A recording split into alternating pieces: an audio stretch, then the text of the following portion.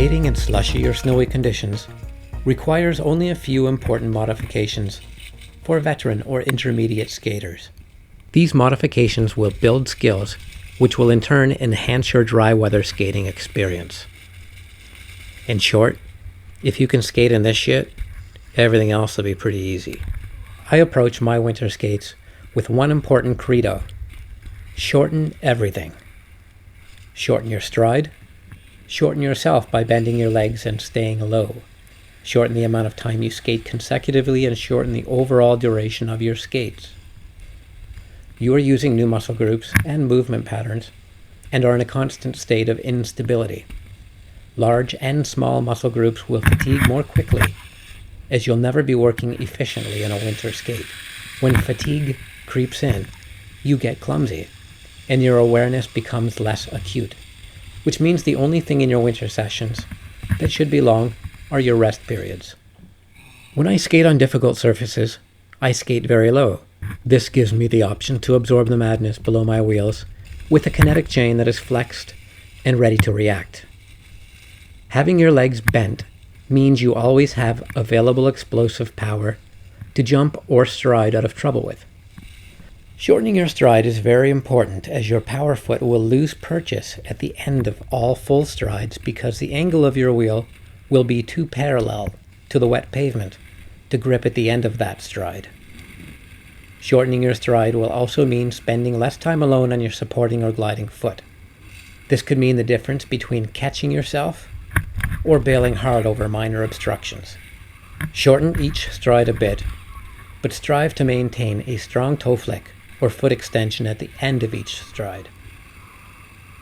The road skating benefit of learning to shorten your stride is that you will take up less width on the road. This is important for personal safety and for assuaging those drivers who are incensed that a skater has dared to tread on their God-given fossil fuel carriageway.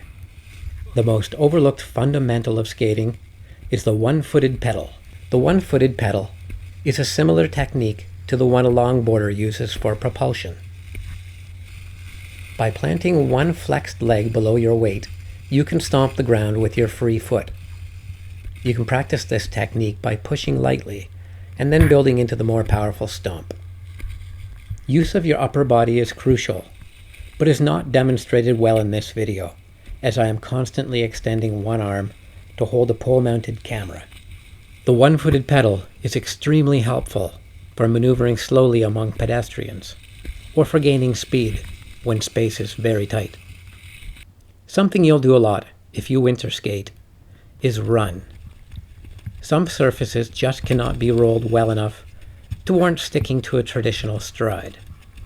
If you're wearing hockey or fitness skates, you'll find that they are light enough to get a pretty good sprint on.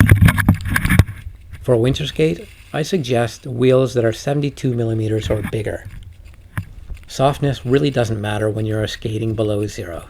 Just make sure you're using bearings that you're ready to dump when winter is over. Winter skates are not kind on bearings. Notice that the outward rotation of my skate is not very extreme. This allows me to get some significant leverage to spring off the front wheel with, and it's easier on the knee joint. If the snow isn't too deep, and you know for sure that the ground below is frozen, you can fit some downhill in between the running again. Still running. That wraps my inline skating winter tutorial. My next tutorial will be how to practice for inline on ice skates. This will cover the drills that are more comfortable to do on ice skates than they would be to do on inline skates over rough pavement. We'll work on stride, jumps, braking, and sprints. Until then, skate hard and skate safe.